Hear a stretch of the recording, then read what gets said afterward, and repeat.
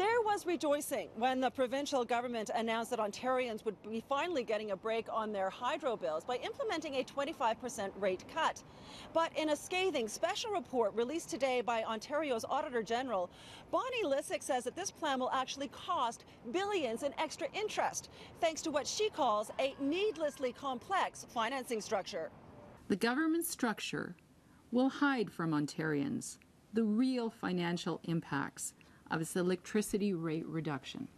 In order to do this, the government is proposing to use accounting that does not follow its own policy for preparing financial statements. Lysyk says the cost of the rate cut will be $39.4 billion over 30 years, but that will include $4 billion in extra interest costs. The reason for that is because the government does not plan to borrow the money needed directly.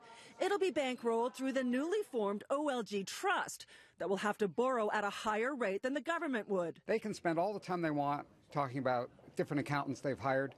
In the end, it's our hydro bills, and it's $4 billion more that we're spending that we don't have to pay. This is a road they're going down that is really destructive to this province. The government does not accept these conclusions and has shot back.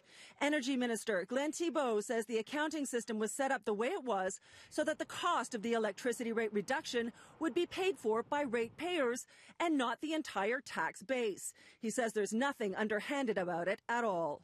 The Fair Hydro Plan also keeps the cost of borrowing within the rate base, not the tax base, because that's the logical thing to do. Electricity financing should remain within the electricity system. Ontario's soaring hydro rates have helped send Wynne her lowest approval ratings.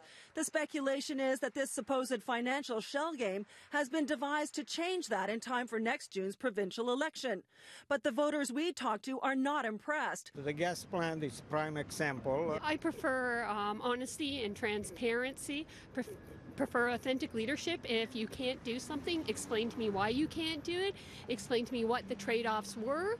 Lysyk is urging the Wynne government to fix this and become more transparent about the true cost of this rate cut plan.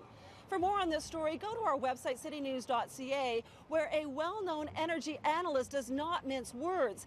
He calls this scheme a carefully constructed fraud. I'm Pam Seatle, City News.